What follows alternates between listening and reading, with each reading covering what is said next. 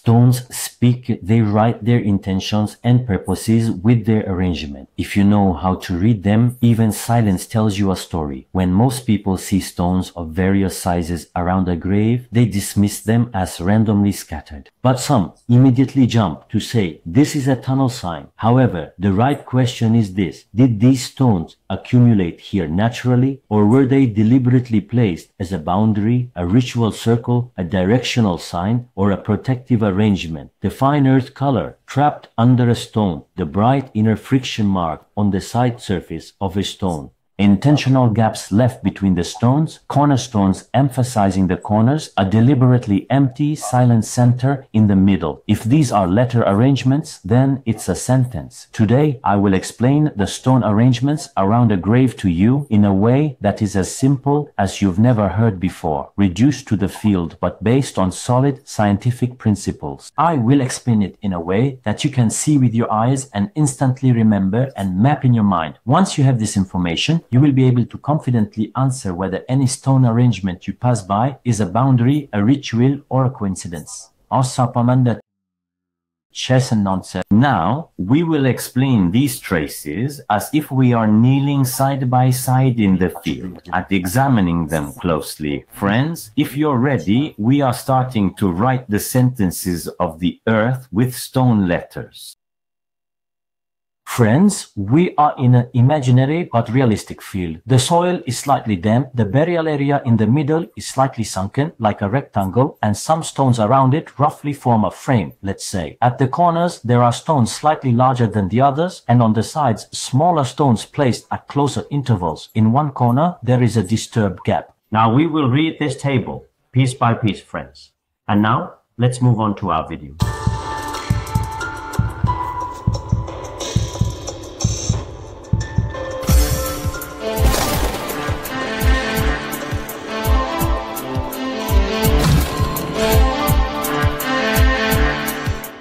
Why is reading the stone arrangement so important? Because the stone arrangement surrounding the burial tells us the boundary of the grave, the ceremonial area, the direction of entry, the emphasis on a special person, traces of revisits, and the understanding of protection against water. It conveys the emphasis on a special person, traces of revisits, the understanding of protection against water, and many topics. In short, the stone arrangement here had a conscious intention. That is, with a purpose, by a person, specifically for a purpose. It says, the stone arrangement should be read as traces of a conscious intention, a purpose, not as a fabricated fiction. While examining each line, these should be, ask yourself, A. Did these stones come here through natural processes? B. Yes, there are distinct order, rhythm, and direction in this stone arrangement. C. Is this arrangement a frame protecting a center, a ring emphasizing a central point, or a corridor defining a transition? Natural accumulation or deliberate placement? In natural accumulation, stone sizes mix randomly. Intervals are irregular, the subsoil appears normal. However, beneath the stones, there are gaps and there are rarely any upright stones. In conscious placement, similar sizes are used together. The gaps appear measured to the eye. The bottom edges of some stones are buried and settled into the ground. Cornerstones are distinct and the faces of the stones mostly point in the same direction. Remember that. A series of stones is not a coincidence. For those who know how to read, not just look, it is a map. You can see stones that are larger or have a wider horizontal surface at the corners. It is a message that says, my frame, my boundary ends here. The fact that the base of the cornerstone is tighter and small reinforcement stones are wedged on the sides actually shows a planned placement. But in randomness, coincidence, or nature, such corner emphases do not appear. If the top surface of a stone has become smooth and the side edges are less worn, it means that stone has been exposed on the surface for a long time. In newly mixed stones, the surfaces are sharper. This long-term exposure could be a sign that this area has been visited repeatedly. Let's talk a bit about the color of the soil under the stone. When you slightly lift the stone, you see that the soil underneath is lighter in color or more compacted compared to the surroundings. Then you understand that this stone has remained in place for a long time. If the moisture line under the stone appears like a flat plate, we can say that the stone has not moved. Now, I will talk about the 4 basic types of arrangements. The first is the rectangular frame. It clearly outlines the boundary of the grave and emphasizes status. The second is the circle or closed circle. Now, it turns the center into a ritual focal point. The body is treated like a focal point. 3, a half circle, let's call it the Adnan shape. The entrance direction is deliberately left open. The open side often indicates the side considered sacred. 4, double parallel line. There are 2 rows of side stones and an empty corridor in the middle. This corridor is considered a ceremonial procession path or a ritual approach area. Keep in mind that the gaps between the stones are words, the arrangement is the sentence, and the whole is a map. Conscious use of stone gaps. Friends, if there is a conscious gap that looks like a nest where I would normally say there should be a stone in the stone row, its purpose is often this: entrance gate, offering placement space, spirit passage area. Remember, friends, that emptiness carries as much meaning as the stone. If the stone sizes flow from large to small in the size sequence, a visual rhythm is desired there. The repetition of the same sizes conveys a language of simplicity and calm respect. If small stones are placed next to a whole stone, a special emphasis is made there. This emphasis often indicates a special direction or the front side. The head side, meaning the end of the grave considered the head, has stones more densely packed, while the foot side is sparser, indicating respect and emphasis on the head direction. A small protrusion of 2 stones stacked on the head side usually does not signify a marker. It is more aimed at protection and stabilizing the head. Sealing in stones, thin small wedge stones leaning against the side walls serve as a kind of support to prevent water from entering. If there is a slight gravel fill on the inside of the stone row, the purpose is drainage, friends. Drainage is an understanding, a practice aimed at slowing the decomposition of the body. If we talk about harmony with the wind direction in open area graves, the stones on the side where the wind comes from might be lower, while those on the opposite side might be steeper. This arrangement creates a shield effect to protect ash or light offering remnants from the wind. If the flat sides of some stones face inward, an indoor effect is intended. If the flat sides face outward, it strengthens the message of an outward boundary line. This means the directions the faces are looking at indicate the presence of a deliberate arrangement. There may be a deliberately left empty silent core area in the center of the circle arrangement. This may have housed a small offering altar, a bundle of plants, or a wooden signpost, or such a wooden structure that has disappeared over time. The slightly discolored, slightly weathered appearance of the soil in the center may provide a clue to this.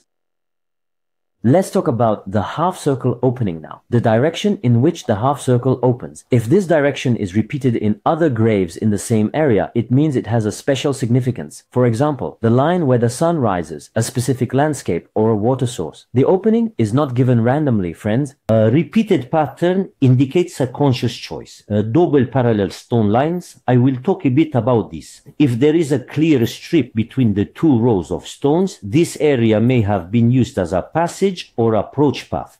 There might be an organic layer underneath, something like wood or wicker. If there is a dark mark in the inner strip, it means it is a trace left by organic materials that decayed over time. Let's talk a bit about the stone cluster density and offering point. Now, if the stones in one corner are denser and in the other corner more sparse, the denser corner could be the area where offerings were left. Small charcoal particles, broken pottery fragments, or ash stains at that point support this interpretation. Friends, if you find something like that, it indicates you are on the right track. If there is fine charcoal dust under the stones and charcoal fragments are found only under some stones rather than the entire stone sequence, a small burning event might have occurred when the stones were placed. Let's call them nature clues to understand natural processes. In natural flow and accumulation, the long axis of stones often align with the slope direction. In a deliberate arrangement, stones may be aligned opposite to the slope. This resistance actually indicates human intervention. The difference in vegetation, with grass being sparser within the stone arrangement and denser outside, suggests that the inner area of the stones is compressed and has been compacted for a long time. The compressed area points to an old and permanent arrangement. Lichen and moss clues. If there is similar density of lichen growth on the stones, it means the arrangement is old. If some stones have no lichen, it means that stone may have been added more recently or turned over recently.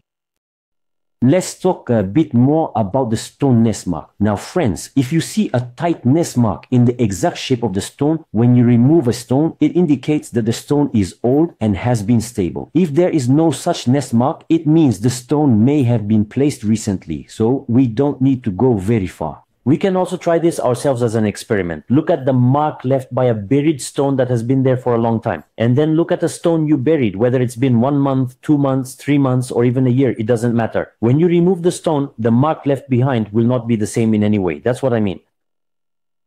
Let's talk about proper spacing measurement. If the gaps between the stones are so similar that they can't be distinguished by the eye, it means a rhythmic placement has been done. It creates an effect as if a measurement was used. In a random arrangement, however, the gaps are irregular. If in a stone-based level sequence, the top levels of the stones are almost on the same plane, it means the height adjustment has been specifically made. Friends, you can view this adjusted plane as a visual threshold. In randomness, however, the height differences become noticeable. Direction, arrows on stones. Now friends, in some stone arrangements, 2 stones at one end form a slight V shape and the open end indicates a certain direction. If this V shape is repeated in different places, it might be pointing to a spot considered the heart of the area. Keep this in mind. The placement of broken stones. Let's talk a bit about this. Friends, broken stones may be placed with the broken side facing outwards and the intact side facing inwards. This provides a smoother appearance around the interior, while rough surfaces are left on the outside. This means it is an expression of the care and attention shown to the interior. Let's talk a bit more about the relationship between the stone arrangement and the mound on the grave now, friends. If the ground inside the stone frame is equal to or slightly lower than the outside, the stones are used to mark a boundary. If the inside is slightly raised, this indicates that the perimeter of a mound platform is outlined. The elevation creates a fill height and a memorial effect, missing corner in the stone sequence. Now, a corner, if it is noticeably missing, this either indicates deterioration or that it was designed as an entrance. If there is a slight trace inward from the missing corner, you can think that this area was used as an entrance. Burn marks on the stones. If there are darkened areas on the top surfaces of a few stones along the same edge while others are clean, a line of fire might have been run along that edge. This suggests a fire application for ritual purposes. Friends, another topic, friends, is fine small stone infill. Now, you will understand what I mean. If you see very small stones wedged between large stones, it is a wedge application done to prevent movement and maintain the line. Am I making sense? And the use of wedges indicates the purpose of permanence. Stone arrangement and water flow. Let's talk a bit about this. If stones on a sloped hillside break the water to the sides in a crescent shape, it means the burial was intended to be protected from water erosion. This arrangement works like a drainage barrier, friends. Another topic is the thin soil ridge on top of the stone arrangements. If there is a slight soil bulge on the stone line, it means the wind has used the stones as a barrier over time and left the ridge here. This indicates the long-term presence of the series, because this cannot form in a short time. Another topic is stone interior partitioning. Inside some frames, you can see a small second group of 4 stones. This inner core section could be a special presentation area or a place where a small signpost or a wooden structure stands. The inner core forms the secondary focus of the area. The overlapping of stones, we are talking a bit about that. The fact that 2 stones are stacked on top of each other and appear somewhat precarious suggests that there might have been later intervention. Planned single-row sequences are usually single-layered. Stacking situations are very rare. Let's talk about the frequently arranged short side edge. The stones being more frequent on the short sides of the grave and sparser on the long sides suggests that the short sides carry the front and back emphasis. Visitors generally tend to face the side considered the front. Let's talk a bit about the stone arrangement and shading. The inward-facing surfaces of the stones are cleaner in the sunlight. If the outward-facing surfaces appear dusty, we can understand that there is ceremonial care on the inward-facing surfaces. Organic trace in the stone sequence. If you see a slightly dark, thin strip on the inside of the stones, it means that in the past, a pile of branches, mat, or bundle of plants might have been laid there. This dark strip is a sign of the decay of the organic layer and suggests a ritual flooring. Let's talk about the motif of the triple group in the stone arrangement. Sometimes the pattern repeats like this: 3 stones side by side in a tight group, then a gap, and then another triple group. Such triplets may refer to the ritual number of reverence. In other words, the regular repetition of the triple pattern actually shows that the awareness of numbers was consciously chosen as a motif.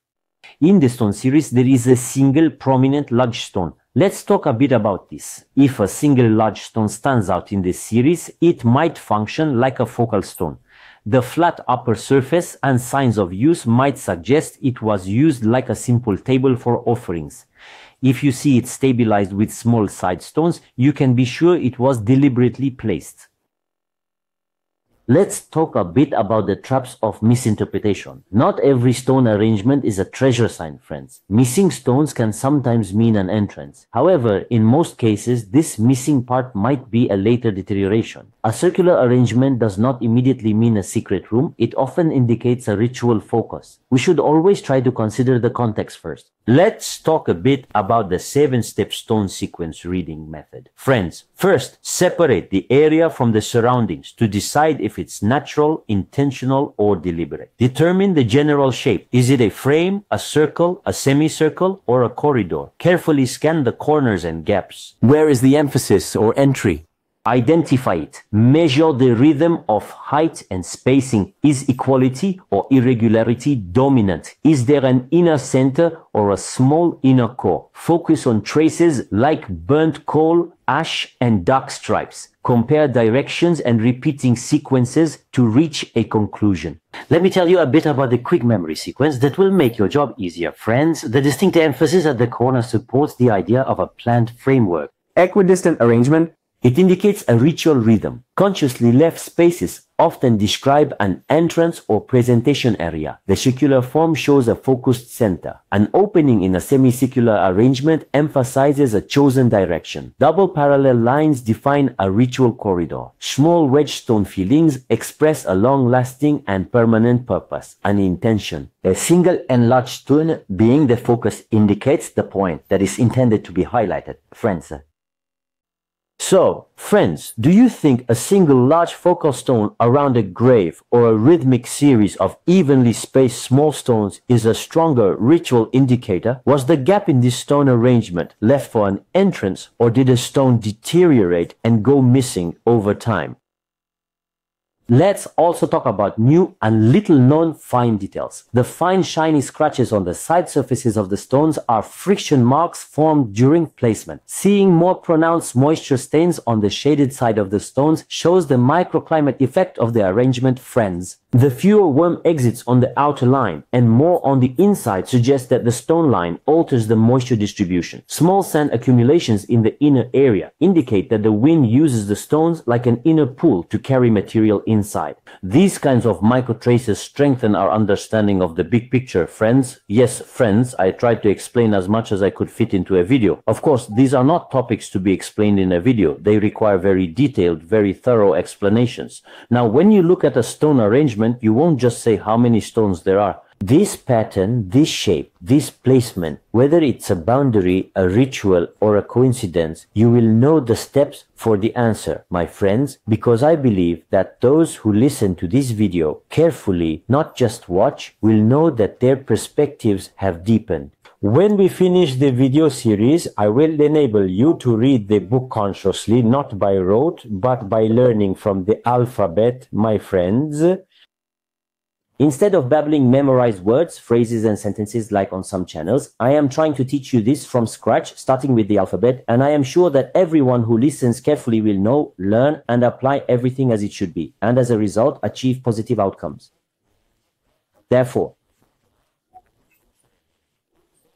Be yourself, my friend. Now, when you look at a series of stones, you will not just see a stone. Perhaps you will read the silent line of a boundary, the unfading breath of a ritual, and sometimes the coincidence of nature. Because in this field, real power is not noticeable. It's hidden in the small details you listen to patiently. If this video has taken your perspective a step further, let's delve deeper together in the next one. Do you want to interpret a series of stones you encounter in the field? Write your photos, notes, and observations in the comments. Send them by email or write on Telegram. Let's read together. Let's discuss together. Remember, stones speak, they write their purposes with their arrangements. We also read this arrangement and reveal why and how it was made. In the next video, to solve the mysterious story of a new area, please don't forget to subscribe to our channel and turn on notifications so we can continue the journey together. See you in the next video. Goodbye. May luck be with you.